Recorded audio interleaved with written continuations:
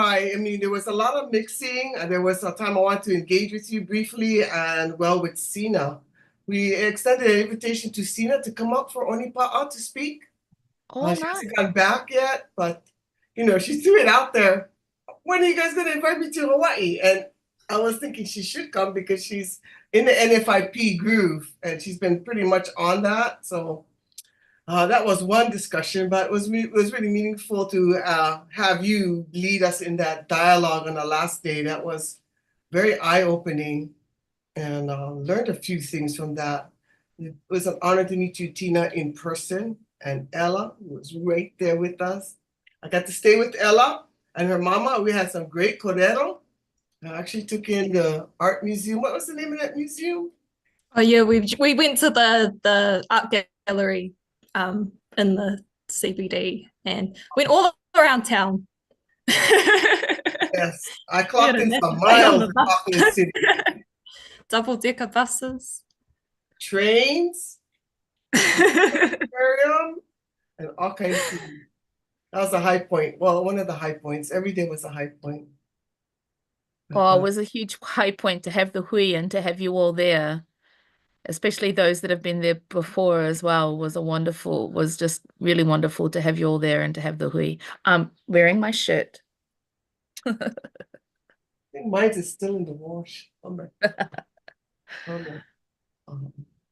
But I had a chance to really nihi to a lot of people that was there at the gathering.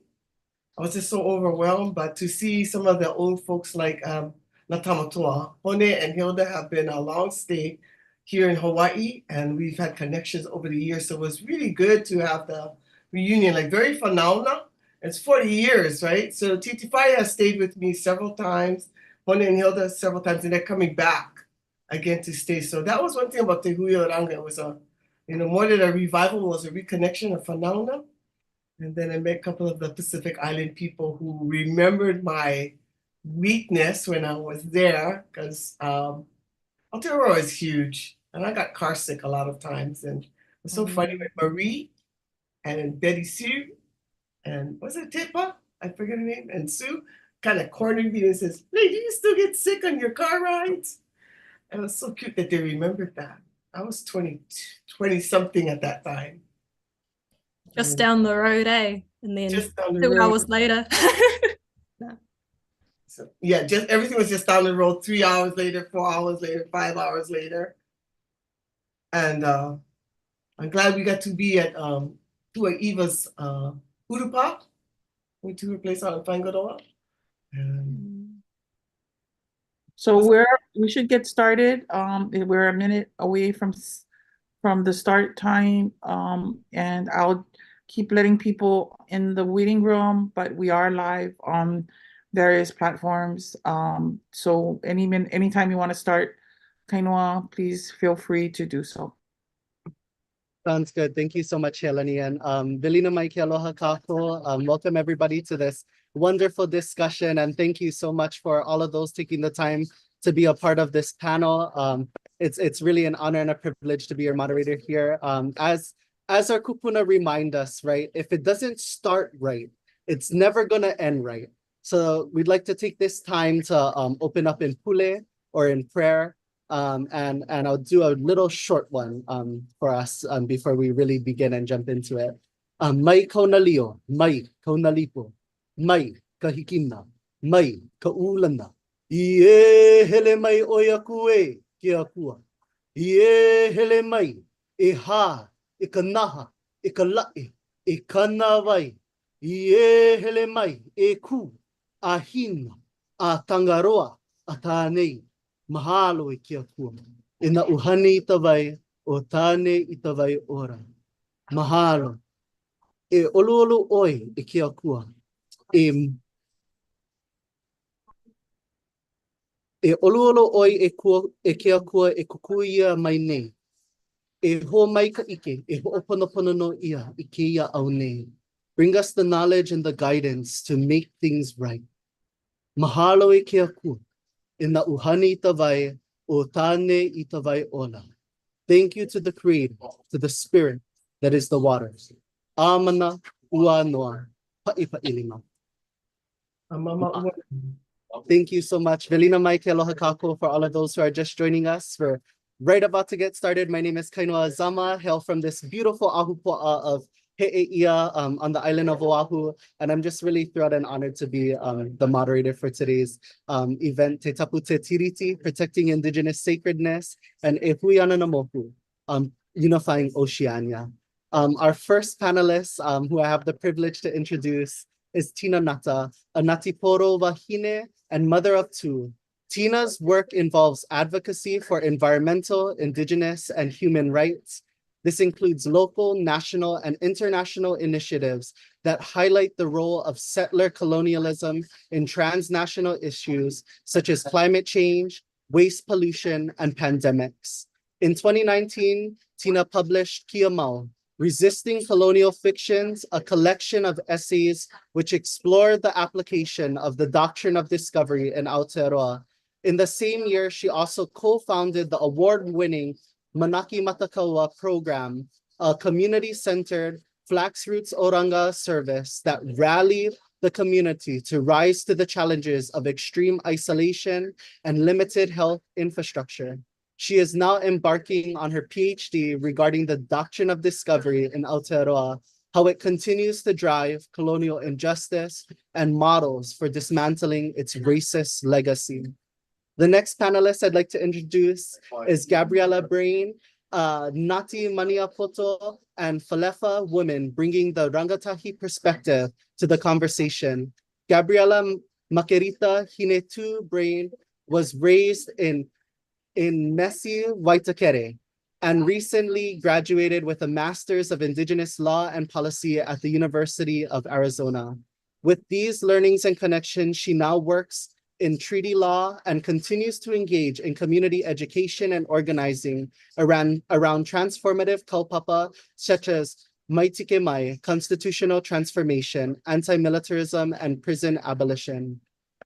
Our last panelist is Leianuanue Niheu, a Kanaka Maoli cultural practitioner, artist, poet, and healthcare professional with 30 years of experience in the medical field. She is also a great-granddaughter of Sir William Punahu White. In 1984, she was a part of a 3-female delegation Wahine Noa, representing the Protect Olave Ohana and the nuclear-free and independent Pacific, participating in venues across the Pacific to show solidarity for the Maori people and the Treaty of Waitangi, as well as Pacific solidarity with many islanders during our stay. Lei has also dedicated much of her life to our Lāhui in Hawaiʻi as a member of Kalāhui Hawaiʻi, Mauna Medic, and much more. She recently returned from the revived gathering of Te Hui Oranga Te Moana Nui a Kiwa and is the current chair of the Kalāhui Hawaiʻi Komike Kalaiʻāina. Mahalo nui to our panelists for taking the time to share this wonderful information. So as we're gathered here today, you know, in light of the recent and now sort of famous video that's been going around of Aotearoa's youngest MP, Hana Rahiti Maipi Clark, began to haka after asked whether her party supported the bill, which faced its first vote on Thursday. New Zealand's parliament was brought to a temporary halt by MPs performing a haka amid anger over a controversial bill seeking to reinterpret the country's founding treaty with the Maori people. Meanwhile, we are seeing images of a hikoi or peaceful protest march organized by a Maori rights group making its way towards the capital in Wellington from the north. And now I'd like to welcome our first panelist, Tina Ngata, with our first question of the day. But would you please enlighten us on the history and your analysis of what is happening in Aotearoa around the Treaty of Waitangi? Mahalo. Mahalo, aloha, kia ora, me te mihi atu ki a koutou. Thank you very much for the invite to come and share with you all. And I just wanted to acknowledge, our connections in this space, the moana that connects us, and acknowledge all of our Indigenous brothers and sisters, because at its heart, this is an issue around, Indigenous liberation. And this is not just happening on our soils and on our islands. And we're connected not just by our ocean, but we're connected through our experience of colonization and colonial oppression and our resistance in that space as well. So I just wanted to acknowledge those connections for all of the spaces that we're in at the moment, that we're joining this kōrero from. Me te mihi atu kia koutou. My name's Tina Ngata. I'm from the east coast of Te Ika Maui, whose colonizer name is the North Island of Aotearoa, New Zealand. And I do work in the space of the doctrine of discovery and treaty rights. I do education, research, and writing in those spaces, and particularly similar to what's happening in many spaces around the world, we have the global rise of the far right, and that has been mirrored in Aotearoa with our most far right government that we have had in living memory, really. So we're now under a far right government. I think we have many people believe that we're a very progressive country, but right now we are a regressive country. And a part of that regression is the regression of our treaty justice journey that we have been on for a long time. And similar to many places around the world, what our far right government is doing is trying to regress our rights journey back to a space before we were able to even, foster or advance our Indigenous rights through our Waitangi Treaty Tribunal, which was established in 1975. To understand, I think, the real context of what it is that's happening right now, we probably need to do a little bit of a quick Tiriti workshop. And so I'm going to just quickly give us a little bit of a history and review so that we can see what the issues are that are at play in Aotearoa at the moment. I'm just going to put a screen up. Hopefully that is, oh, where are we? Showing in full screen. Thank you. So we say, one of the sayings that we have, and I've got the saying that we offered for tonight's kōrero is he tapu te tiriti. And we say this on the East Coast and a number of iwi, that he tapu te tiriti is sacred. And te tiriti is sacred for a number of reasons, because it's a pact, it's an agreement. It's a multilateral agreement between the British Crown and our ancestors. But also, as they signed it with their moko. They signed it by drawing images of our moko, which is a very sacred practice, particularly their moko upoko or their moko konohi, which is from the most sacred part of the body, the head as well. And that gives you a little bit of an indication of how sacred this pact was to our ancestors at the time. That's one of my own ancestors that signed Te Treaty of Waitangi. And so we need to go back probably a little bit just before the signing of Te Treaty. This treaty was signed. The treaty was signed in 1840, but a few years before that, there was the Declaration of Independence of New Zealand by the United Tribes of New Zealand.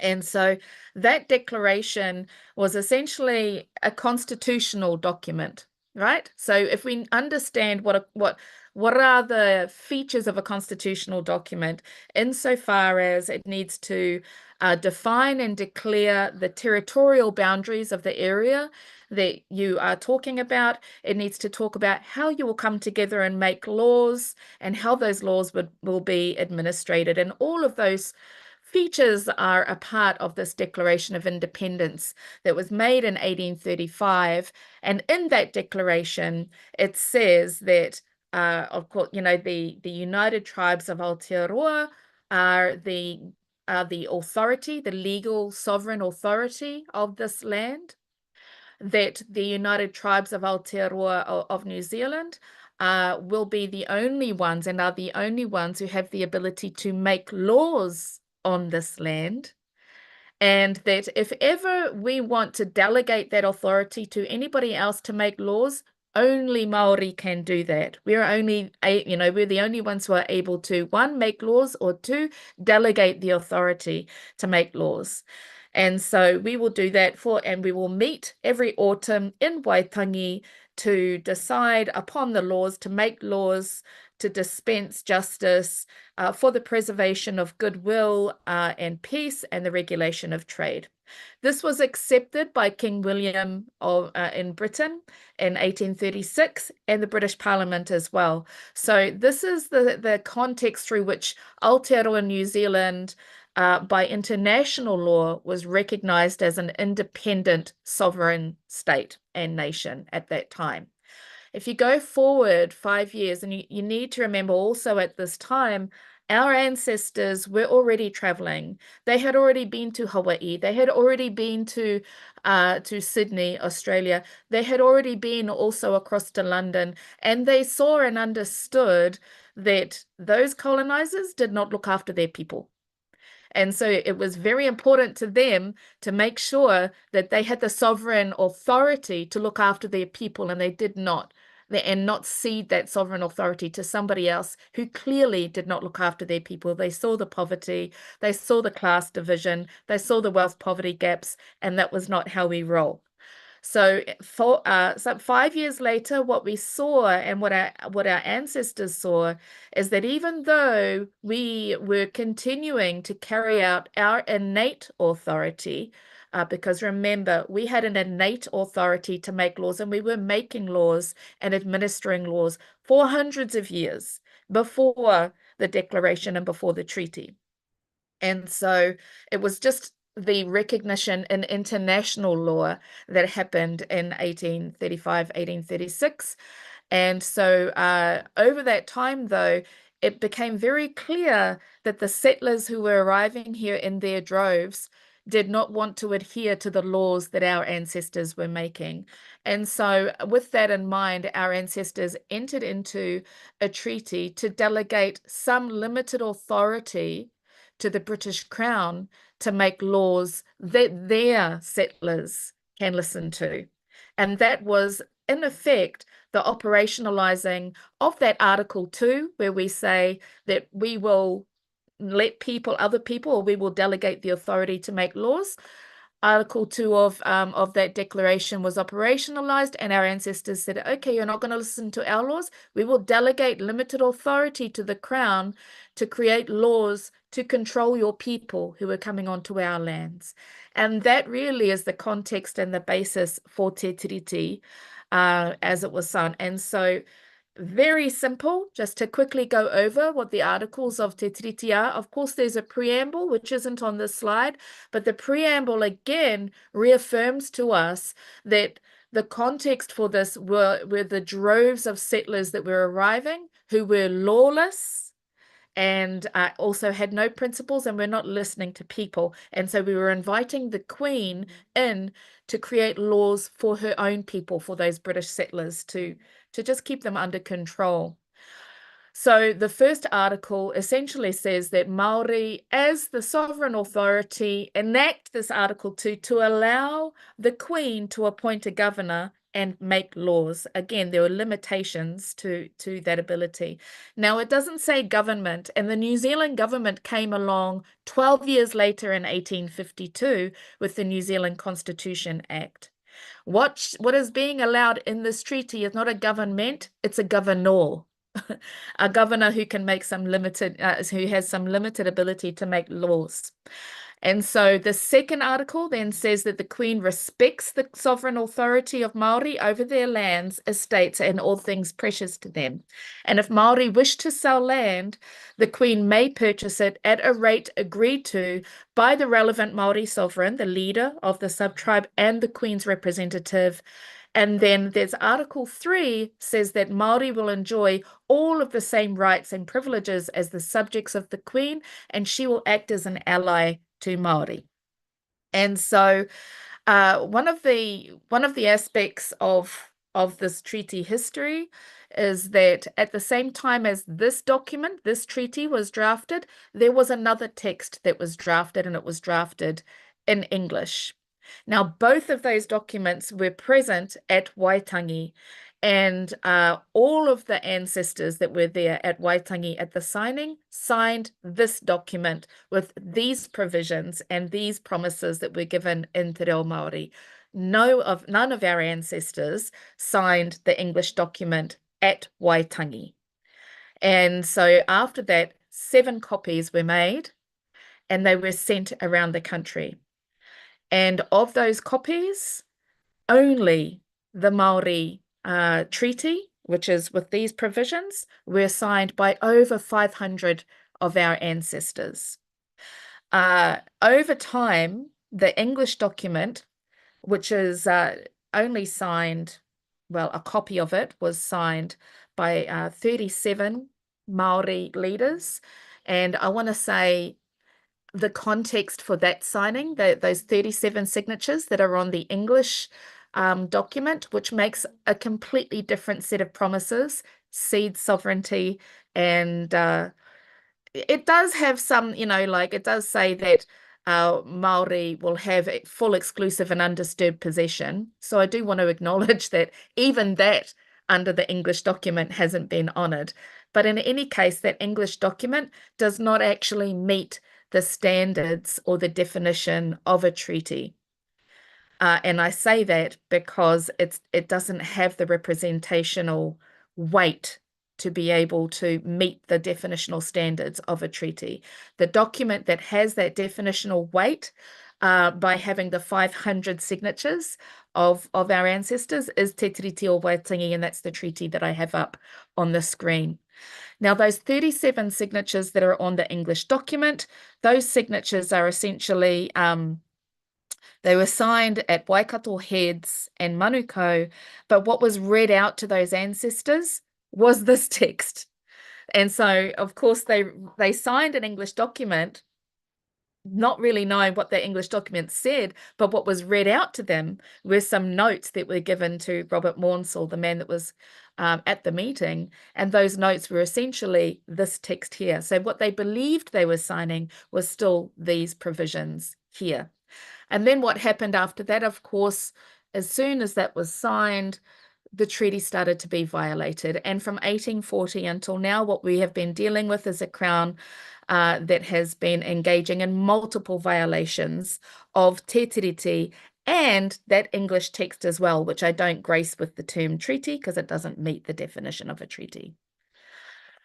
So over that time, also, we have had multiple movements. So if you go back to, for instance, Parihaka, we have examples of the ancestors of Parihaka pulling up the survey pegs as land surveyors we're trying to go in and carve up the land and individualize the land. And there has always been a resistance movement against the Crown and its assumed authority. And I want to say in 1852, when the New Zealand Constitution Act was passed into law in New Zealand, it was passed into law on the presumption that Maori ceded sovereignty. That is the basis of the formation of our government. But even the government acknowledges now, and the government has acknowledged since 2010, that Maori did not cede sovereignty.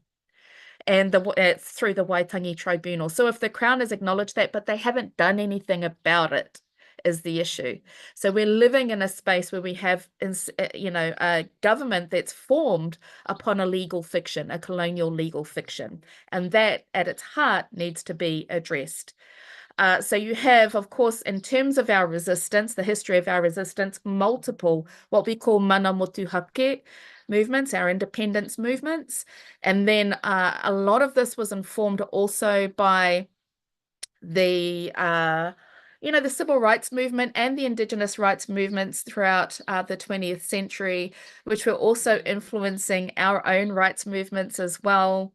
And so this led to land marches, to language marches, as well, and it culminated in 1975 in the Treaty of Waitangi Act, which saw the establishment of the Waitangi Tribunal, and that would hear the Waitangi Tribunal is an established, a judicial arm of the government who would be tasked to preside over the violations of Te Tiriti that are carried out by the Crown, and it also enshrined Crown Treaty kind of obligations, and it talked about principles even back then. But in its first instance, the discussions around treaty principles were very broad, and that too was based upon a colonial fiction, because the Crown was nowhere near acknowledging that there's only one treaty, only one valid treaty at that point. They were still deep in the fiction that there were two valid treaties, and so what the Crown proposed and the judiciary proposed is, well, we have these two valid, equally valid, but conflicting documents. We'll develop principles to try and mediate and honor both of those equally valid documents. So, of course, we now know that that was never necessary because there was only ever one valid treaty. But this is what it was at the time. And this is our incremental journey towards treaty justice, right? So Maori have always taken what we've gotten at that time and then built on it and then built on it as history has progressed. And so you had the contemporary claims in the first instance from 1975 to 1985. In 1985, there was the Treaty Amendment Act, which that the amendment of the Treaty of Waitangi Act enabled the tribunal to be able to listen to historical claims. And with the ability to listen to historical claims also came our settlements as well. And then at around about the same time, we also had a pivotal court case, which essentially the New Zealand courts found that the right thing, or made recommendations that the Crown, whenever it is dealing with state-owned assets or enterprises, and also our state-owned resources, needed to give effect or respect the principles of the Treaty of Waitangi.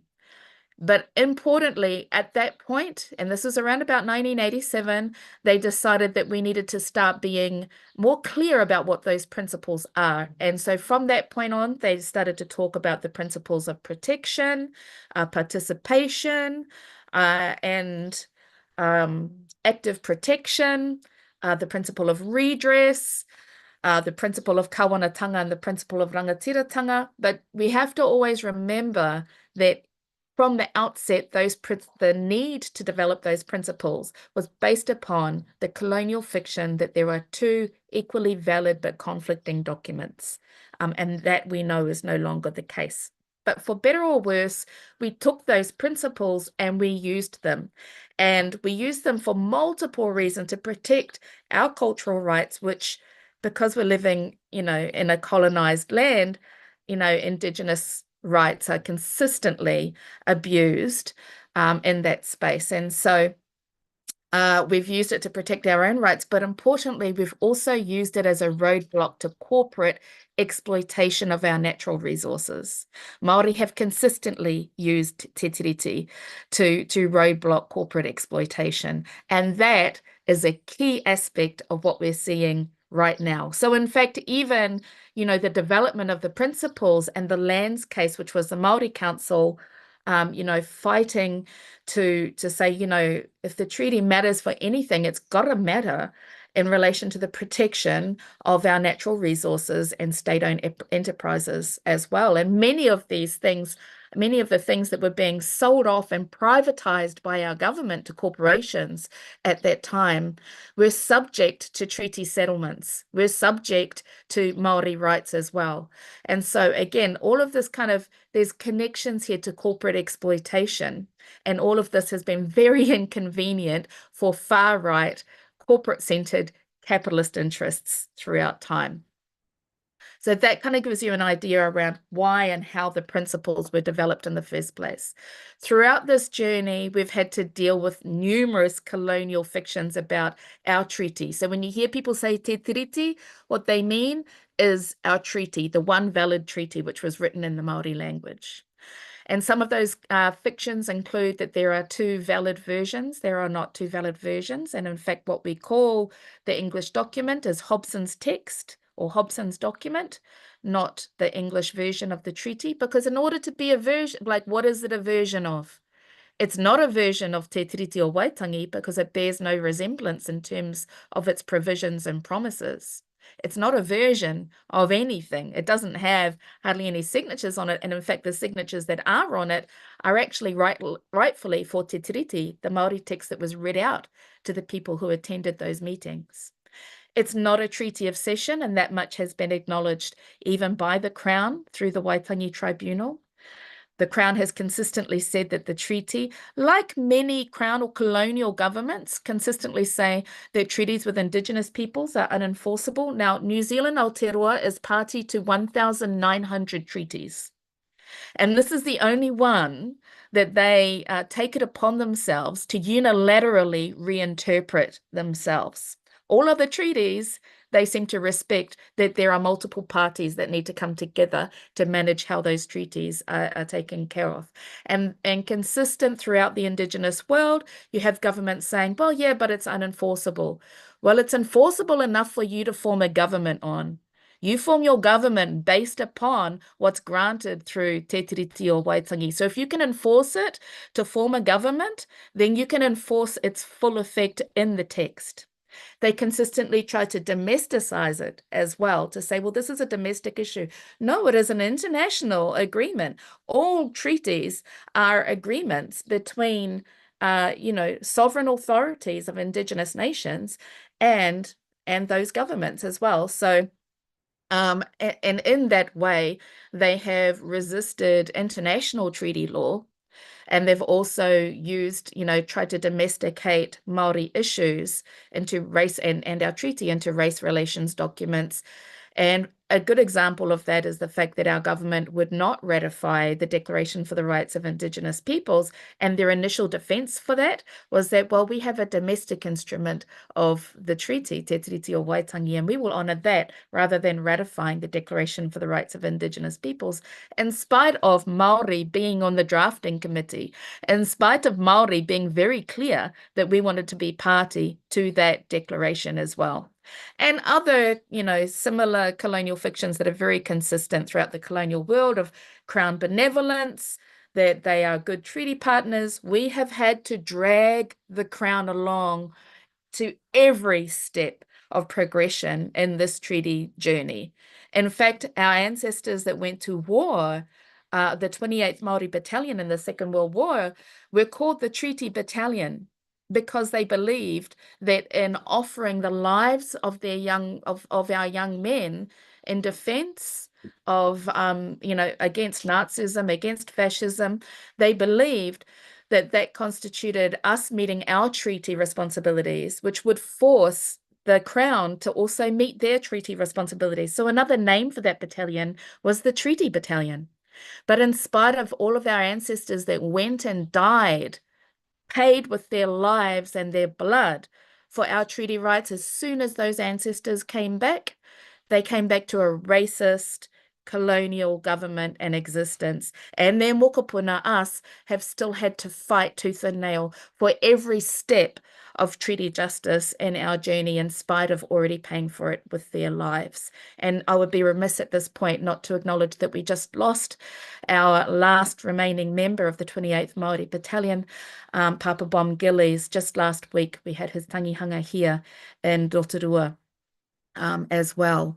And so it's a really important legacy for us to remember. Now, the most consistent, and I would say, I know we're talking to an international audience, but if you can find Te Paparahi o Te Raki report, which is uploaded in the Treaty Waitangi Tribunal website, that report is the most comprehensive, up-to-date report on the context of the signing of Te Tiriti o Waitangi. So if there's any treaty geeks out there in the audience that want to understand and know the most recent findings and position of the treaty and its signing, have a look at that report. That will basically tell you everything that I've said today. So this has been our journey, right? And this is just a few features of our journey that we've had throughout this time. In 1975, we had the signing, and then we had the establishment also through that signing of the Waitangi Tribunal, which had multiple hearings throughout time, and that grew our understanding,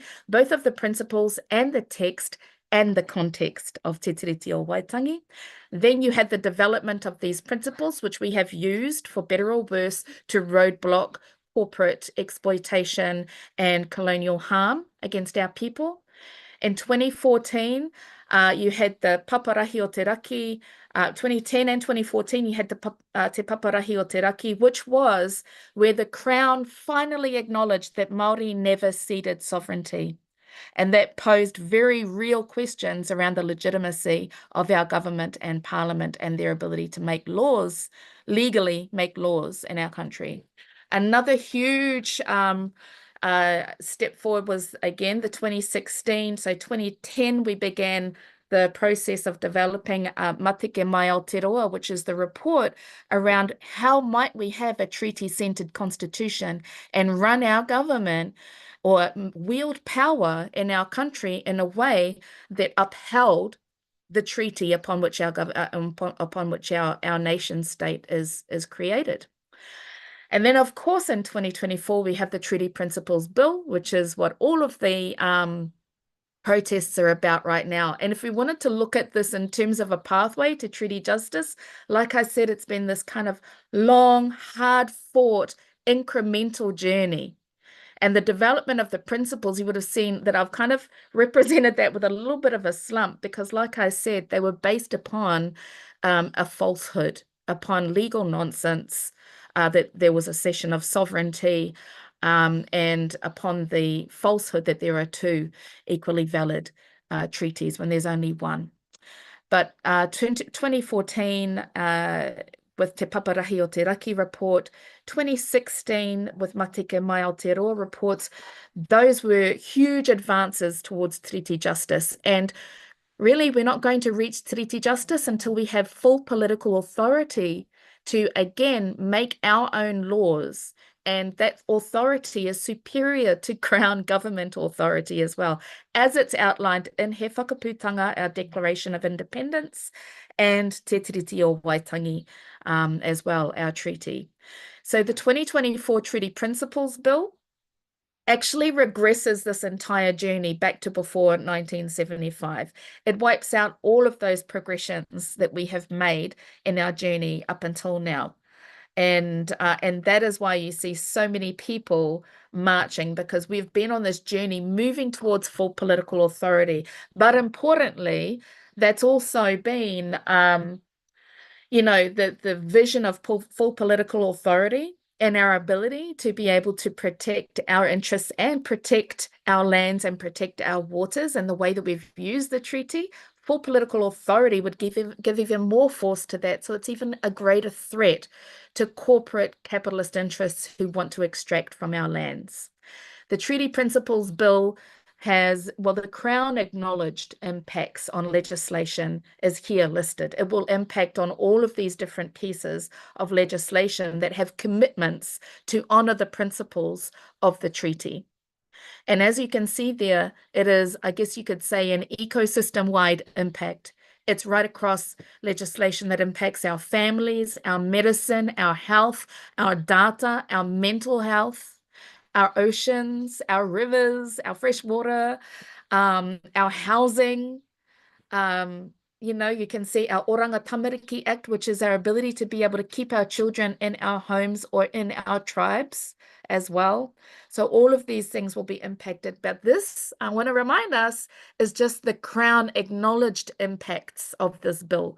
And the Crown is always conservative in their own estimation of the impacts. So our Maori lawyers have estimated at least 100 pieces of legislation that will be directly impacted by the Treaty Principles Bill.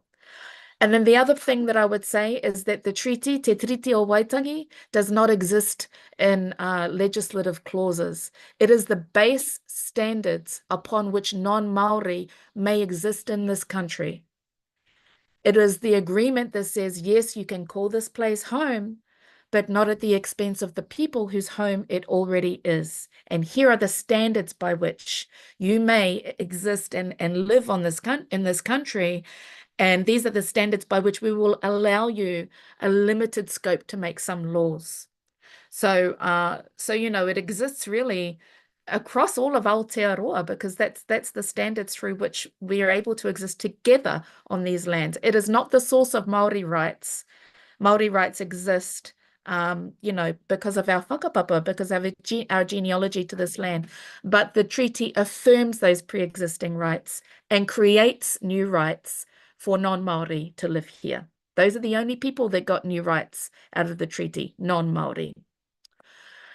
So I just want to, you know, again highlight that the principles themselves came out of a lands case, came out of, you know, the state-owned enterprises that were being privatized by our government, that came out of an experience of colonial exploitation and a government that's there to facilitate corporate exploitation of our lands and waters. That's where the principles came out of. And then again, this pivotal last huge march of the foreshore and seabed in 2004 was another instance where the government was essentially legislated away our rights and then, you know, put new legislation in place that sought to nullify it. Importantly, if we have any other doctrine of discovery nerds or geeks out there, this was the point in time where the government conclusively overthrew the doctrine of discovery in New Zealand case law, was the foreshore and seabed, when Justice Sean Elias said that Wiparata v. Bishop of Wellington had no legal standing in New Zealand case law anymore and should not be referred back to. And that was the case that kind of implanted the doctrine of discovery in New Zealand case law.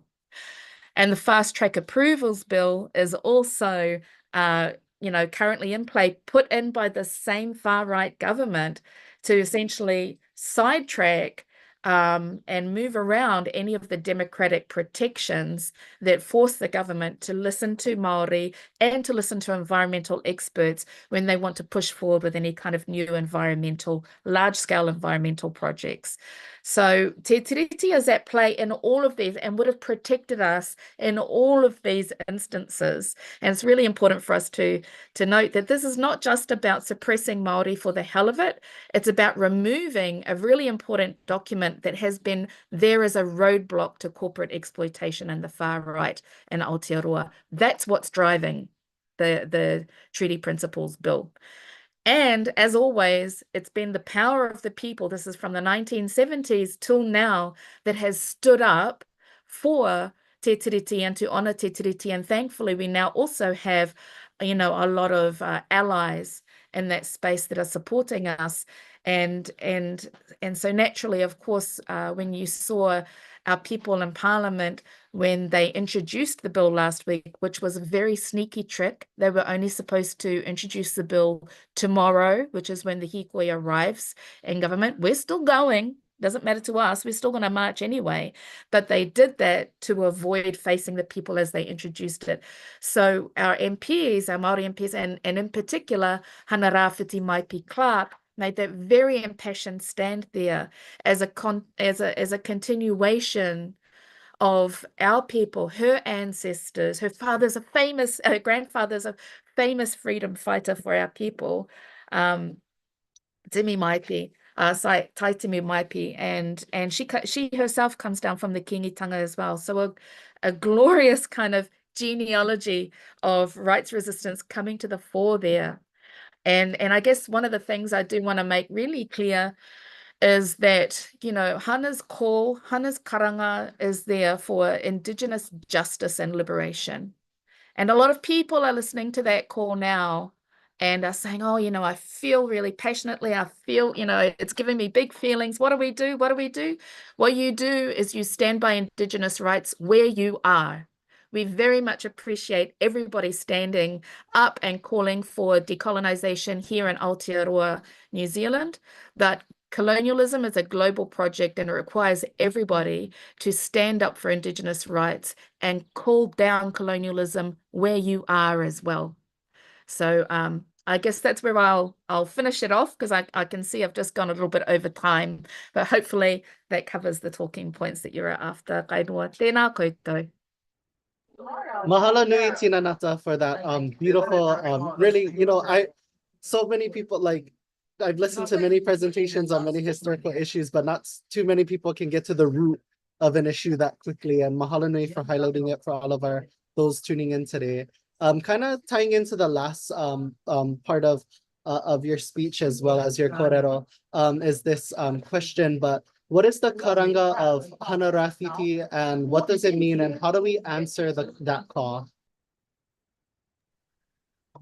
Well, I think you answer that call by, as I said, honoring Indigenous rights and Indigenous sacredness. The doctrine of discovery and colonialism at its heart is an attack upon sacredness, whether that sacredness is manifesting or presenting as the sacredness of land, as the sacredness of water, as the sacredness of our ceremonies and our atua, as the sacredness of our language and our prayers and our song. Colonialism has roundly attacked our sacredness. And that's why we say, he tapu te treaty, our treaty is sacred because it's also there to protect our sacredness as well.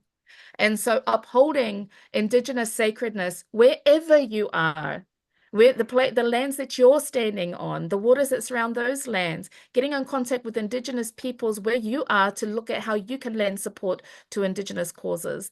That is one of the most powerful ways that you can answer the call of Hana Rāwhiti Maipi Clark as she made it. Now, what she said, and I've made this kind of also gone a little bit viral on social media, what she said before she started the haka, which was a powerful and appropriate haka of kamate, kamate, kaora, kaora, which is, even when you think I'm dead, I'm still alive. I still got fight in me, And so there was a very appropriate, haka to deliver in that context, that even in the darkest moments, we will still rise. And but before that, she said something very important. She called out the government.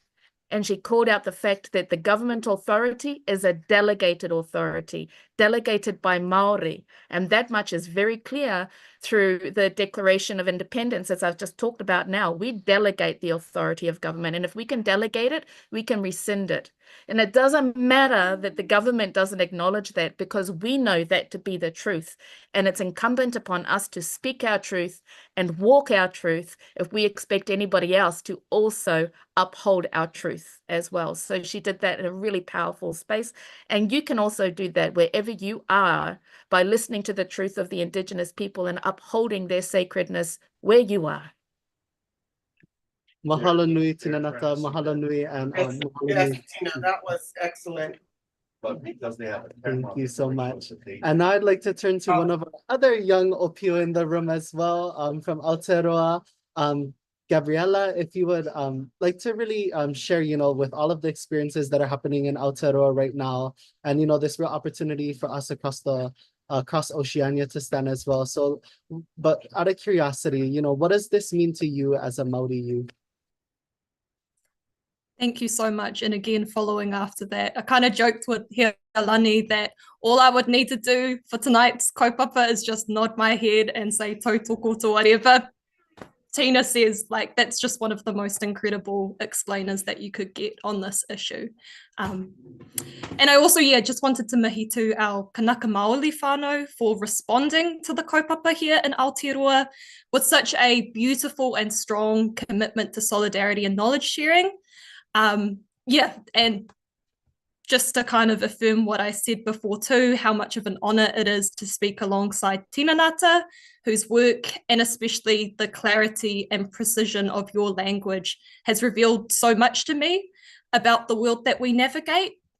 And Auntie Lei, who is obviously such a legend of moana activism. I had the biggest privilege to meet you earlier this year at Onipa'a, and I feel so blessed to be nurtured by your wisdom ever since. And so to answer that question, I don't think I've ever felt more excited and hopeful about our movements for constitutional transformation, which, as Tina sort of spoke to in describing Mātiki Mai, is about building a political framework for Aotearoa that stands in the sovereign authority of Māori. And so important to note that the Treaty Principles Bill is a harmful regression of the already very limited rights that the Crown recognises in relation to Māori. And it is also critically a reduction of the legal roadblocks that hold the Crown back from its rapid privatization agenda, completely ravaging this whenua and enriching corporations as part of this colonization process. But as Tina has done so much important work around educating, even among our own communities, just a total call. The treaty principles themselves are a legal fiction that rest upon this colonial myth of sovereignty being ceded to the New Zealand government.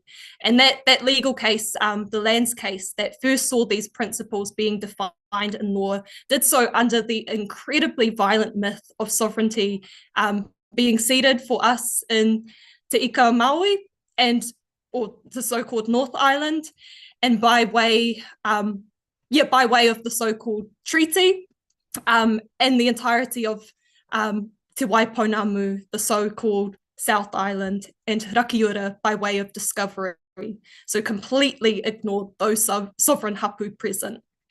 So yes, we want to kill the bill. That's been a common catchphrase amongst our movement at the moment. But the issue driving this kaupapa and powerfully echoed in Hana Rafiti's words before the beginning of that haka is around honouring Te Tiriti, remembering whose lands this crown is a guest on and who fundamentally holds sovereignty.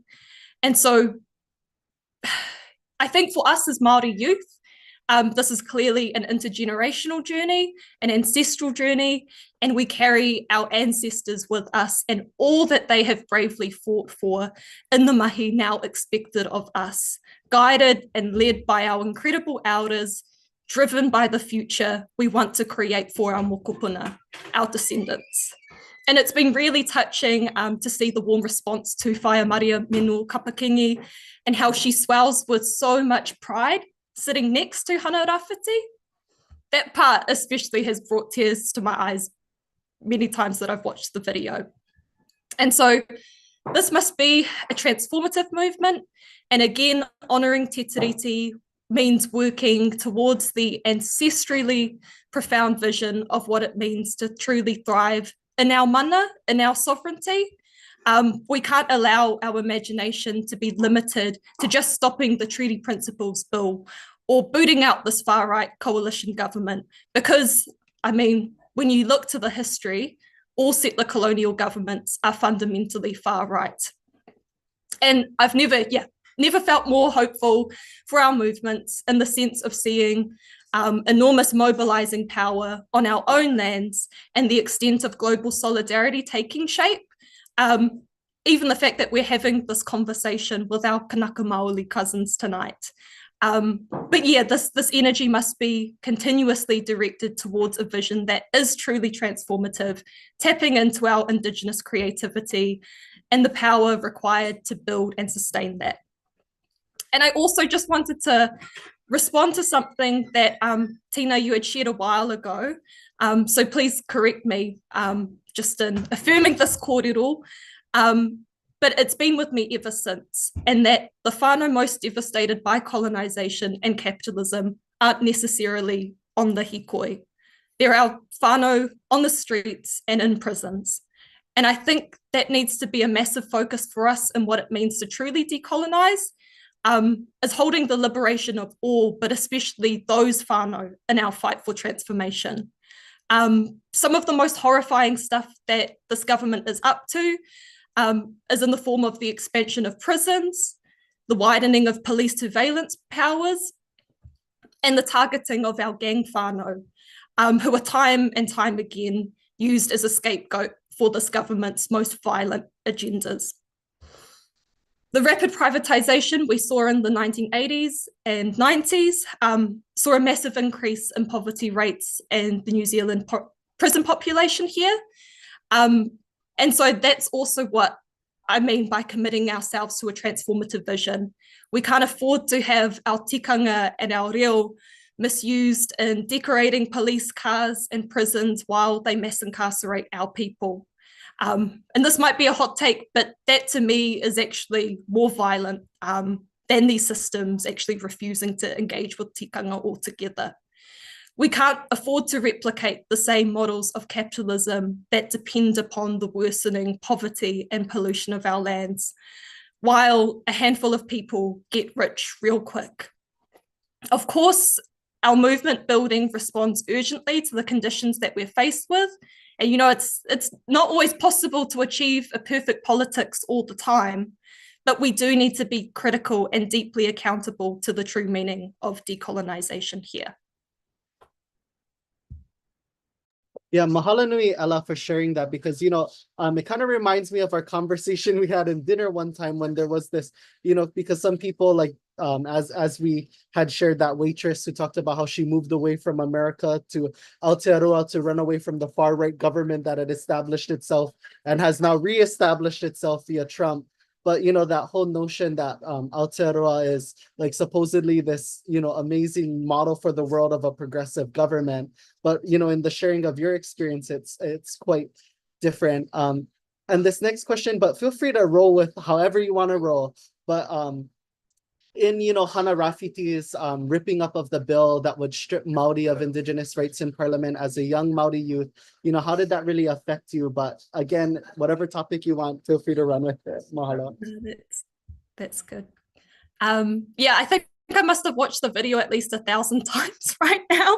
It's kind of like a solid part of my morning routine to lift my spirits for the day, you know, have a cup of coffee, watch the video on repeat. Yeah, wow. But like in all seriousness, I think it's easily one of the most incredible assertions of mana and honor ever seen in that colonial institution, with all its rubbish colonial laws and etiquette rules of white respectability. And, you know, like Hana said in her maiden speech, the kohanga reo generation are here, and holy crap, are they here. So strong and unwavering in the gifts passed down from our ancestors. You know, and personally, I didn't grow up going to kohanga reo and kura kaupapa, but seeing that haka has inspired me so much to tap deep into our tikanga and our reo, our language, as a source of strength and an assertion of sovereignty.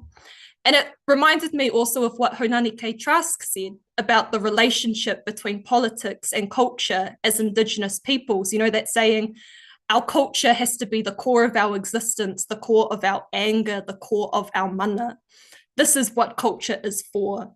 And as, you know, Tina has already talked about, we're at the stage of settler colonialism, you know, where the state loves to window dress itself with these selective forms of tikanga, while denying the fact that in order for tikanga as the first laws of these lands to thrive, it has to exist within the context of political sovereignty.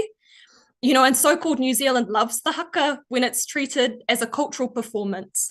But when you see haka in that context as a political challenge, as an uplifting of our people, as an assertion of mana, as an exposure of the violent and unlawful foundations that this government is built on, that is exactly what Honani K.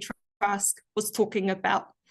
And I also just wanted to mihi again to this particular kaupapa, ka Lāhui, because I had a very similar experience in Hawaii earlier this year when we were present for Onipa'a and seeing thousands of your babies, kids, youth chant with so much pride their traditional oli while holding up signs that say, "We are not Americans."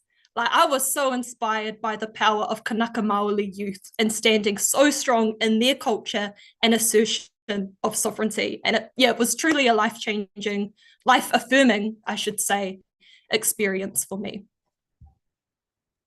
Mahalo nui for sharing, Ella.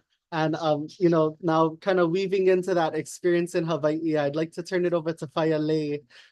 If you could share, you know, your thoughts on why do you think standing in solidarity with our Maori whānau during this time is so important?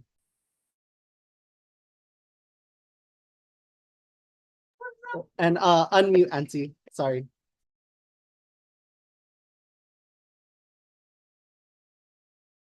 Oh, Falefā, gotta unmute. You're still muted on your computer. Just gotta unmute. All right. Kalaiʻāina, still learning technology over here.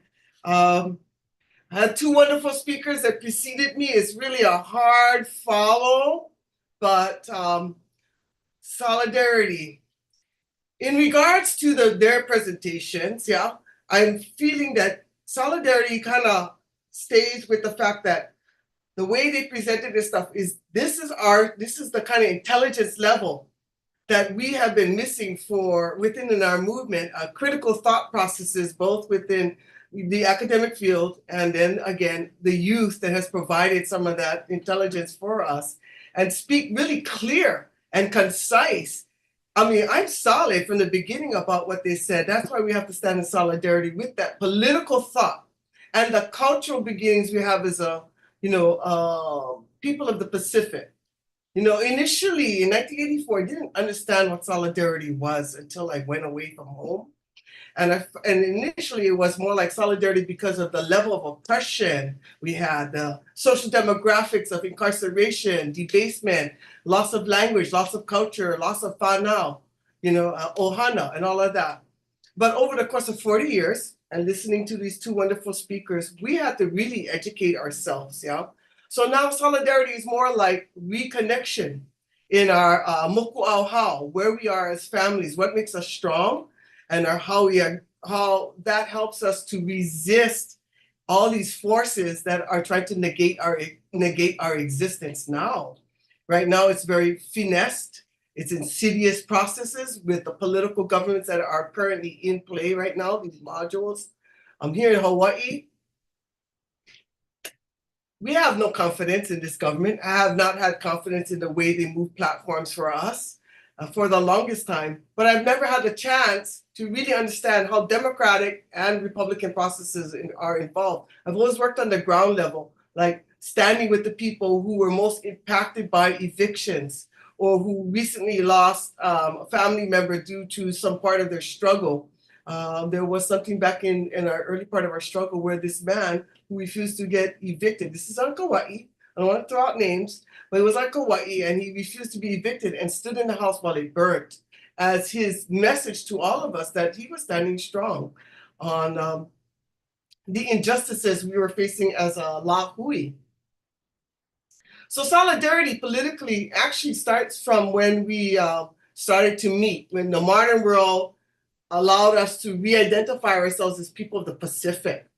Yeah, the initial beginnings were like aloha, hula, leo, koanga reo, we had punana leo. All of these were in the beginning. I was in college when all of this was starting. But when I got out of college and Kaho'olawe was on the rise, the bombing of Kaho'olawe and the militarization situation was ongoing, then meeting people in the Pacific who was impacted, like the French atomic testing in Tahiti, the oppression of the Kanaki people, who eventually became independent on their own in 1984, 5, 6, somewhere around there. But the ongoing oppression of West Papua New Guinea and the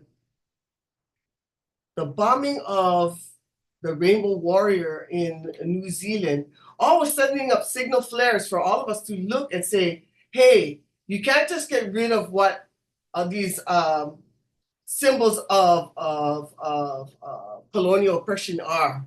We actually have to look into ourselves and start forming our ground bases. So in that time, from 84 to previous, which actually solidified many of my relationships with my cousins of the Pacific, I had to do some research, and many of us did research, right? Looking into our own historical measures. And lo and behold, my great-grandfather, who was a legislator in the Kingdom of Hawaii, had, at the behest of the Queen, and along with the Prime Minister of Foreign Affairs, Joseph Navahi, was asked to help the Queen promulgate a new constitution, but not necessarily new, reinstituting of the constitutional rights that was stripped under the previous administration of her brother Kalakaua. I feel that I am following that legacy where I need to uphold what our Queen was, that our ali'i were looking to establish our people as a family in the world, a family of nations. So I wish I could speak to the level of intellect and the instruments by which they are able to define what it is, the steps we need to take. I can only stand in solidarity with that process So I stand aside with them because I know that that voice of articulation is going to help guide us who kind of been minimized or linguistically deprived of the ability to articulate what processes we need to take, what steps we need to go forward with. One of the things that is really hitting us now is getting clean water. Yeah. We still have to go down to the legislature, and we don't have the support of many people right now, but to support the water bill. Otherwise, it's going to be diverted again. My colleagues in Kalaiʻāina have a better feel for that, on how to protect our water rights and our burial rights. And the fact that the government continues to put, I call them kick bucket representations. They're planted in the departments and agencies of this government to carry out the government's intentions to continue political corporate development as they want it. So we need that kind of solidarity, that kind of support. The biggest solidarity support we've ever had mobilized was the Mauna Kea movement that lasted for a good, 5, 6, 7, 8 months, in which we were able to internationally send out our messaging about the sacredness of our land, and many political platforms that developed out of that. And in that connection, we had Iho Matau was simultaneously trying to do their same thing and protecting their situation. So when we were down there, we got to finally meet members of the Iho Matau, right? Pania and the leadership by there and their restoration. I'm not gonna say unfortunately, but since the movement has on Mauna Kea has sort of gone away in the legislative bill processing, we haven't had that momentum anymore. So what is going on in Aotearoa, as everybody's eyes are on there, their focus is to actually question what is their responsibility now? What are you going to do now? You're just going to take pictures, you were there in the movement? What kind of work are you going to carry out? What kind of research are you doing to not allow this government to continue to take advantage of us in development? What are you doing to help promote or enhance our ability to regain our lands, regain our waters, regain our cultural aspects? So that's a question. It's always been a struggle. Our numbers are small, and we need some kind of forum. Once upon a time, we did have a forum called the Kāpā Kaukau, which was an internal forum of many organizations coming together and resourcing. This is all pre-cell phone days, pre-internet days, all on analog, You used to be able to say, oh, I'm coming. And no matter how late it was, they came. Nowadays, they send you a text. I'm sorry, I don't can come. Just like that. So there's this thing about showing solidarity has to come with a commitment. If you're going to act upon it, carry that weight of what you're talking about. I try my best to do what I can. I'm there. I stand on the side of people who can articulate the message, and I'm comfortable with that. But I'm also on the side of them to protect that message from people who come from the left bank and start questioning why this, or trying to direct the way our canoe is going to navigate already the hard waters, none of which they made a participation in. So if you got 2 cents to offer, it's only as good as if you're going to participate actively and continue. This is a long life work, really. My involvement in many of the struggles has been just there to show solidarity. Some of them have risen and won. Some of them I stood with. Well, they still got a long way to go. And others, they came and they dissipated. But the point was, I stood solid with them. And I hope by my modeling of that standing solid is continuing that messaging, like what's happening to Tiriti or Waitangi. Going there in '84 was to honor the treaty as the Maori people defined it, how sovereignty was going to be defined in those terms. Mana motu hake, tino rangatira tanga. They were words I had in 84. And I'm glad to say I'm a member of the Maniapoto member from 1984. And I carry that. I feel it's a responsibility. Anything less of not achieving sovereignty is, well, step aside. Don't be a roadblock. You know? And sovereignty requires a sovereign. With many organizations in Hawaii, we don't have a sovereign. There was that thing, if you remember, that guy talked about the termination policy that was related to if you don't exercise your sovereignty, and one of the entities you have to have was that bloodline of that monarch or that ali'i that shows that connection by which that the lands by which was sovereign was connected.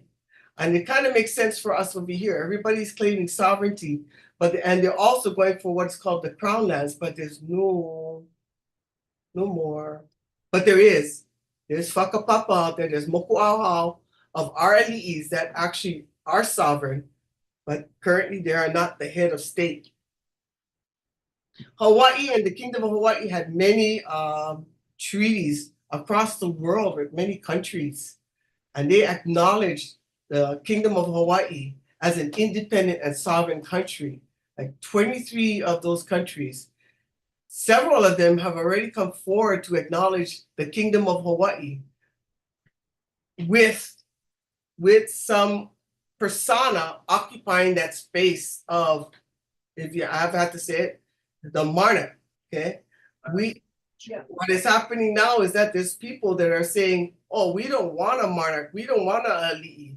Well, there's a reorganization that has to go on, but in order for us to actually exist as a sovereign state, we need some persona in that space.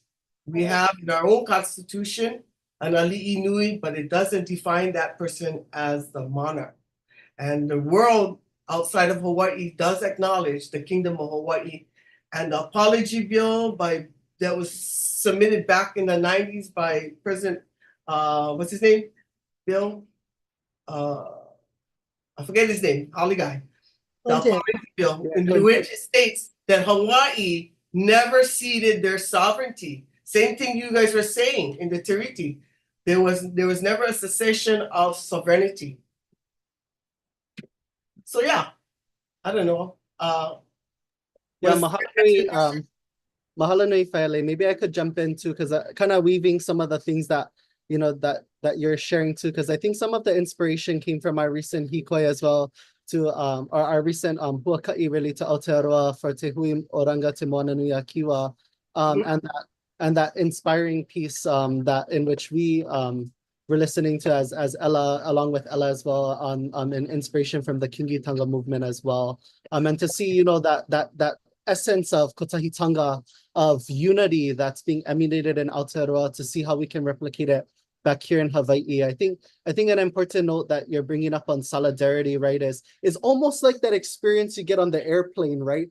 In the event of an emergency, when those airbags come down, that understanding that as they share, before you put that airbag on others, put it on yourself in order for you to be really helpful. Because if you pass out while you're trying to help, yikes, like there's really no help that's coming.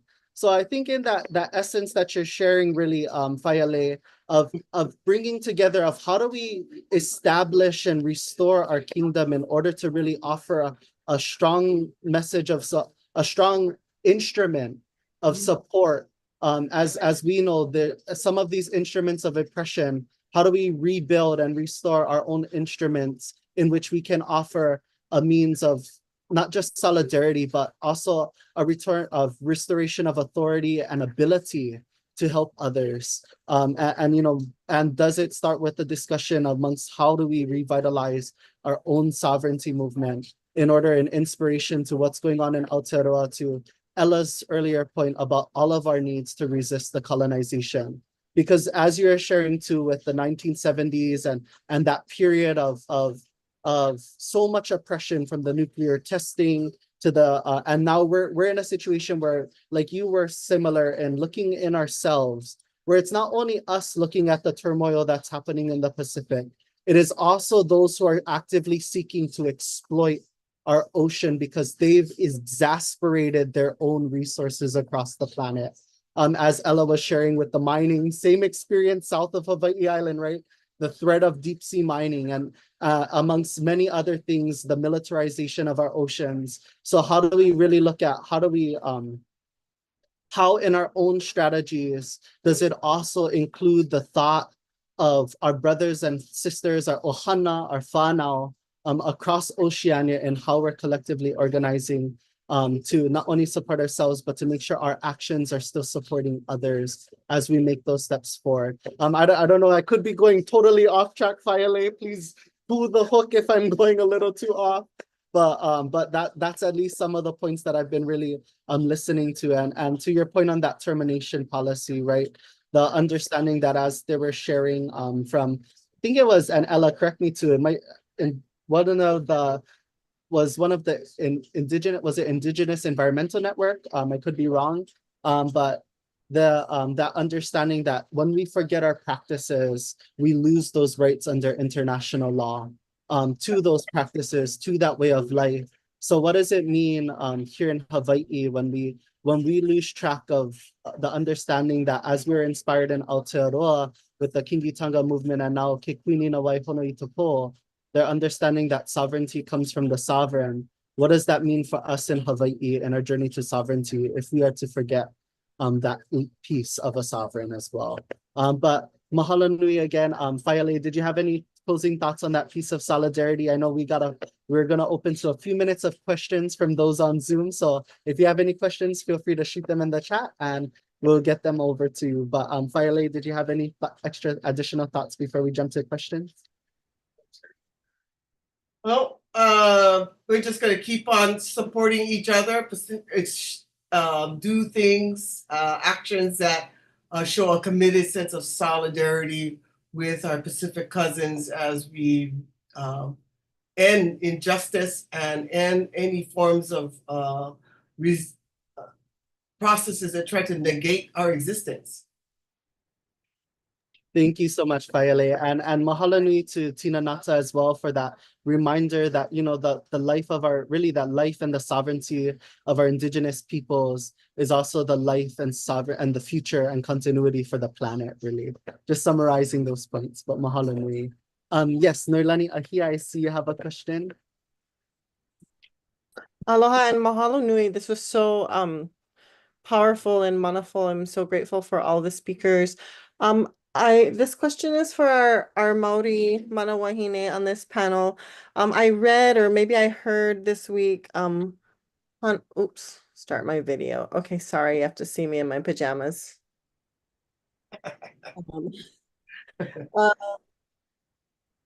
Hana Rawiti, is that her name? So powerful. She was speaking about how her generation was raised in sort of like an enclave where they were almost protected from the outside. Like they did everything Maori. Everything was Maori.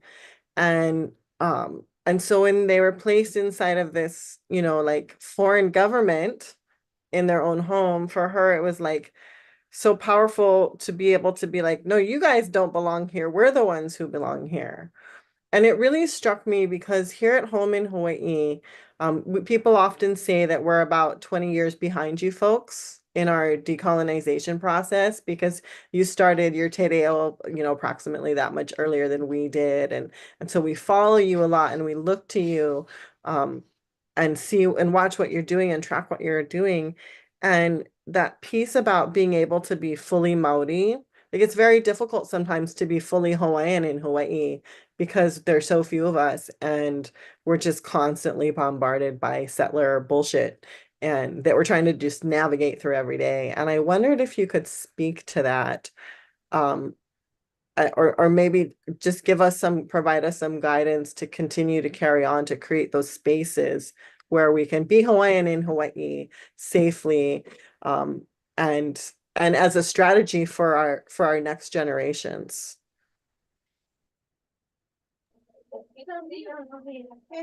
Mahalo, Tina. Ella, did any of you want to take a first shot? All right, mahalo. Yeah, quick, Ella. Oh, No, kia ora. Yeah, that's a really important question. And I think I know the kōrero of Hana Rāwhitis that you're referring to, where after the haka, she says, well, all I know how to be is to be Maori. And yeah, I mean, she's like such an incredible testament to what, you know, the kind of power that derives from deeply knowing who you are and your culture. Again, I can't speak to her, you know, particular experience in that way. I know that here we still are dealing with these issues, and especially for a lot of rangatahi, you know, there are barriers to being able to fully embrace and exist within your culture, because of ongoing colonization, because this is still happening. So I think, yeah, those are kind of my immediate reflections and responses. I think so much power also comes from the whakapapa that we all kind of share in this deep relationality to te moana nui a kiwa. And, you know, again, sort of thinking back to the experience that I had at Onipa'a, and being so inspired by your youth and your babies and the ways in which they stood so strong in their culture and in their mana. I mean, that was such an incredible takeaway for me. So I know that there's a lot of knowledge sharing and sort of understanding that within our own kind of experience of solidarity, that is also about remembering whakapapa and remembering connections. And I think in sort of having this kind of relational view, we're so much stronger in our cultures, as our ancestors were so deeply connected and intertwined way back to the source, that is Hawaii. So I'm not too sure if that's a clear sort of answer to your partai, but I really appreciate it because it does bring up lots of thoughts for me, and I would love to pass it on to the amazing Tina as well, if you have anything to add there. Tēnā koe. And you know, I tautoko what Ella has said, that, you know, the constant, you cannot do that enough to remind our children, our tamariki, our mokopuna, that, you know, he kākano koe I ruia mai I Rangatahi, you're the seed of chiefs. It was sown in the sacred soils of Rangatahi, and so that they remember that, and that even in our darkest times, this still remains the truth, and that we will continue to rise as seeds. We will continue to fruit. We will continue to flower. One thing I will say, particularly around Hana Rāwhiti, you know, her grandfather is quite a famous political activist in and of himself. And even just a couple of years ago was, you know, he took an axe to a colonial statue and splattered it in red paint in the middle of Hamilton, and he himself is a part of our mana motuhake movement as well. So Hana Rāwhiti, in addition to being a kohanga reo and kura kaupapa baby, is also a child with a long, illustrious history of resistance as well. She also descends from the Kiingitanga. So she has been, not just through her schooling, but through her upbringing, deliberately politicized. And this is one thing that I would say is really important, because not all of our kura kaupapa and kohanga reo deliberately politicize their youth. And there is a little bit, if I'm just speaking to, you know, some of the pitfalls in our own spaces, is that, and sometimes we believe that if we just fill them with all of our Indigenous beauty, fill them with all of our Indigenous ancestral gifts, that will be enough to get them through the colonial experience. And I would warn us against that. We need, you know, our students, our children, our mokopuna need the gifts and tools of Indigenous critical analysis to be able to spot the very sophisticated and finessed, Zatile mentioned in our hui oranga, colonization has become very finessed. As one of our Mexica leaders who passed away this time last year, Tupaka Costa, said, you know, colonialism has become very sophisticated. And so we need our sophisticated tools of Indigenous critical analysis also with our children in these schools alongside our Indigenous gifts. Those critical analysis include an understanding of the whakapapa, the genealogy of our rights and resistance movements.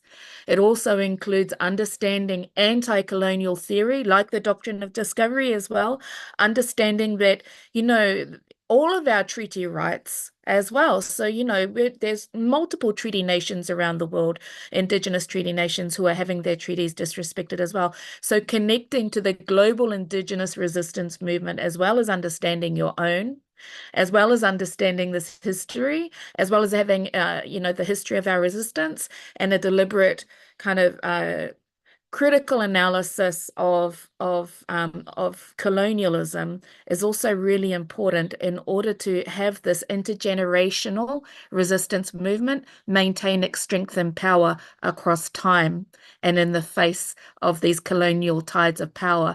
I just wanted to point out also, yeah, absolutely, as Honani K. Trask says, cultural people must be political, otherwise it becomes performative, and that is very helpful for the colonizer, to have you as a performative creature, performing on the stage that's built by colonialism, never allowed the rights to manage the stage, only able to perform on the stage as well. And so I just wanted to point out, though, that this is a global issue with global implications, because, and that's a part of the colonial fictions, that Indigenous rights are a domestic issue. They are a transnational issue, because when Maori are able to, you know, have our own political authority, that includes our political authority to vote on issues like Palestine, to vote on issues like the climate crisis in transnational forums, to determine who we create our relationships with around the world, you know, including other Indigenous nations, and to vote in transnational forums to bring down transnational colonialism and support Indigenous rights in other spaces as well. So this is a transnational issue with benefits for everybody. Tēnā koutou. Mahalo nui, Tina. That really reminds me of something Elder shared with me. It was either Kahukalani Suza or Papali'i Tusi, in which, you know, when we, on the voyage, one of the first things you got to envision the island. And I think you really bring to light envisioning that island and making sure it's not with a Western lens, although we recognize the little political turmoil and experience now, but with the lens of seeing with the future through the eyes of not just our ancestors, but a really weaving of the benefits of both worlds to see something truly beautiful beyond a doctrine of discovery. Yeah, mahalo nui tina. Did anybody else from the audience have any questions? Or Faile, did you have anything to add? Oh, muted Faile, sorry. Oh, Faile. Oh, muted. Sorry, muted Faile. My bad. Technicalities. We all know how it goes. One of the things I wanted to add was we also have this fiction about, we have a treaty of annexation. And if anything is intergenerational, it's all this corporate media nationals that constantly say that, oh, ever since the Treaty of Annexation, Hawaii has become a part of the state. And they have used that as a precedent by which they keep putting corporate and special interests ahead of us in many aspects. And so much so that if it's intergenerational, it's the corporate benefit. Because within our families, right, they think that we can't do anything to un-Americanize ourselves. But they just make a statement, I'm not American, but they don't take the effort to actually figure out what is the instrument being employed against us to get out of this entrenchment. So solidarity, in going back to that, is looking at instruments that would help our people, like workshops with Tina and Ella, you know, to come down here, because we're kind of in our own little microcosm about what's going on, but we really don't have a larger world perspective. It's just less than a handful here that has a global perspective. The Huioranga allowed us to go outside of our little microcosm and experience the fact that we have people across the Pacific experiencing the same thing and have ideas how to get us out of this situation. And one of it is creating solidarity, not just in our struggle of suffering, but in our ability to express ourselves and exchange information and the tools by which we can do it. And it has to do with having that sense of intelligence to do it. Mahalo nui Whaiale. And I just got the message and the fish hook that we're actually out of time for questions. This next question goes to Tina before we go to our last closing points. But what can we do here in Hawaii to support new folks in Aotearoa? Well, one of the very practical things that can be done is actually going to the Toitu page, Toitu Te Tiriti page, and sharing it.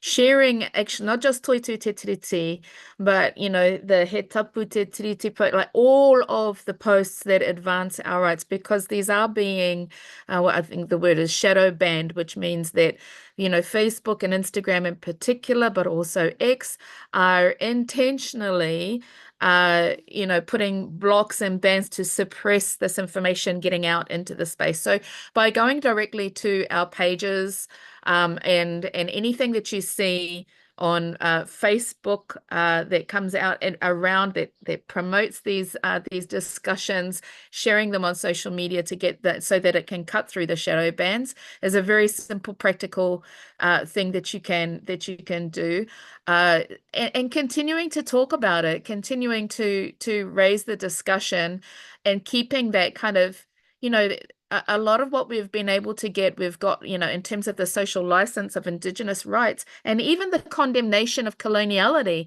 And, if you look at, for instance, Palestine and Israel, you have a look at the discussions from Ben Gurion, or statements from Ben Gurion. Israel was proudly declaring their coloniality and their colonial status, which says something to the time that actually colonialism has only just very recently become condemned. And so maintaining that discourse that condemns colonialism as a crime against humanity, which is what it is, in your space and in our space and all of these spaces, is really powerful, because it continues to grow that social license for Indigenous liberation. And it's that social license that is absolutely pivotal to bringing down empire. People consistently look at empire and colonialism and say, oh, it's too big. That is a colonial fiction. There's nothing we can do. That's a colonial fiction. Empire has fallen multiple times in history, and every time it has fallen, it has been at the will of the people. And what shapes the will of the people is our stories, our narratives, supporting each other's narratives. So sharing each other's stories, proudly telling our stories, proudly telling our truth, unapologetically, just as Hana Rāwhiti did. She stood in her power and she stood in her truth, and it didn't matter what the colonizer thought of it. So we all need to be supporting each other to speak our truth, not limiting it, not incarcerating our own belief in ourselves, not incarcerating our own aspirations, not incarcerating our own, aspirations as well, our own dreams as well, but speaking truth and speaking power into our truth with that strong vision and belief in what's possible. That's what we can do for each other and for ourselves. Kia ora kainoa. Mahalo nui Tina. Ella, did you have any closing thoughts to add? Yeah, I think just sort of thinking about youth in Oceania, obviously our struggles are firmly interconnected, and as this far right New Zealand government brings us into closer military alignment with the United States, obviously the liberation of all our oceanic whānau under military occupation, under settler colonial occupation, is deeply central to how our people are going to need to up the resistance power against these wider military and colonial forces. And this is an intergenerational issue that, alongside the climate crisis, Rangatahi are going to be at the front lines of resisting. And so the struggle of kanaka in Hawaii is deeply at the heart of the work that is required of us, alongside the liberation of all of Te Moananui Akiwa. And we are so much stronger because of it. So, solidarity, as was said before, within Te Moananui Akiwa isn't only about recognizing how our struggles in today's world are connected, but also about honoring deep whakapapa connections that stem way back to Hawaii. And, you know, as rangatahi, we owe a massive duty to learn about each other's histories and also respond with humility when it comes to understanding each other's context that we may have connections with, but also are not Indigenous to. And I don't want to spend too much time on this because I think it's a massive distraction from the real relationships building taking place across our movements. But like on the unfortunate side of social media discussions, we've seen a lot of non-Maori, even Pasifika, come in and correct Maori on the use of our own tikanga, saying the haka was disrespectful and other horrible comments, all that rubbish. And I'll say this, speaking to my Samoan side here mostly, that it not only is colonial and ugly to impose one's cultural expectations upon another Indigenous nation's whenua, but it is also really messed up to see, for example, in one silly example, our wha Samoa being reduced to this idea of colonial civility when our own ancestors fought a massive struggle to boot out the New Zealand colonial administration. And so sometimes it's about deeply knowing our own histories to better exist in solidarity and respect other histories too. But yeah, just to kind of end on a good note, an incredible movement is generating across Aotearoa that has real power to shift the political conditions here. And just the tautoko what Tina just shared, we can't ever reduce the power of our ancestral creativity in building the world that our mokopuna deserve, just as our ancestors dreamed of us. So kia ora. Mahalo, Ella. Waiale, any closing thoughts? Muted again, Waiale. Sorry, you gotta unmute. I'm gonna get this straight. We just gotta keep on doing the work, staying healthy, try to stay abreast of everything and not let the evil people rob us of our dignity for what we're trying to do. That's been happening a lot. They have the colonizers, I'm not used to saying it that much, I just say haole, right? The haole people just has taken upon themselves to be very maho or impose their way of life on us. And they said with great regular use, and they normalize it. And that's the insidious part. That's the finesse in this political mindset. Like it goes right past some people and I go, did you realize what they just meant, what they said? They just strip us of our dignity and no thought on themselves. So I just want to say we have to know each other's history. And I support what our Maori sisters have said. I've always supported them. They've always been able to articulate those better than us. But that goes back to our faulty public education, failure to provide. I had to learn Olelo in college. So like Ella, we weren't raised with it. I had to learn it. And then in learning my own Olelo, I was able to speak better English. But that didn't give me the instruments or the device or the tools to carry through the struggle. So just think of me as somebody who can sharpen your tools, and make sure nobody else throws daggers at you. That's me in solidarity. I may not be able to articulate it, but I feel it in my na'au, what is right, what is pono. And if it's pono, I am definitely going to hammer that position all the way through. That's how I feel. Mahalo nui Waiale. And I want to kind of circle back as I shared a little bit of my own closing thoughts to some of the comments that Tina had shared. But, you know, for us to not be lost in that defeatist attitude, you know, I can say here in Hawaii, as well as many across the world, are fearful too, as America has taken yet another, unsurprisingly, we shouldn't be surprised at this point, far right step. And in the same way a corporatocracy is growing in the experience in Aotearoa, that's also growing and monumentalizing within those impacted by America. but let us not be fearful in making sure that we take that first step, and kind of inspired by that saying from Confucius, you know, the journey of 1,000 miles begins with a single step.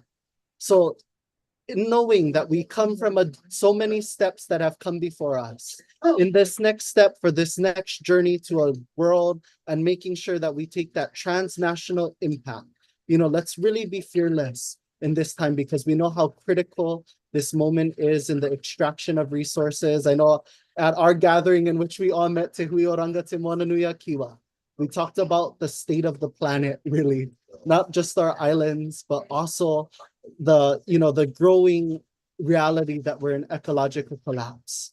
But knowing that, and you know, that's part of what inspired the title of this gathering, E Huiana na Moku, partly from the Kapihe prophecy, the coming together of the islands. Let us be expansive in our thought about what those islands mean, and how it means much more than just our islands in Hawaii, but how we have that transnational impact to help our brothers and sisters in Aotearoa, in Palestine, and so much more. So I want to take the time again to say thank you so much, everybody, for attending this gathering.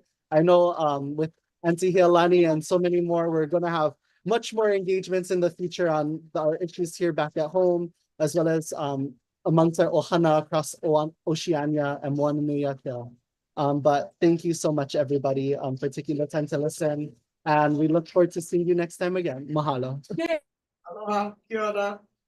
And mahalo to our two guests again. Mahalo, Tina, and mahalo, Ella. We hope to see you guys soon. And we continue to pray for blessings for each of you on that journey. And we'll do what we can to help in this space, always. Whatever you guys need, please reach out. Mahalo. Yep. Continue to let us know how we can help support. We're feeling the ripples here. Mahalo. Mahalo. Mahalo, everyone, for attending. Mahalo, Healani, and everybody. Thanks for organizing. Oh, good. Ake. Yay. Okay, good luck tomorrow. We'll be watching. Okay, so what was someone saying, Jasker?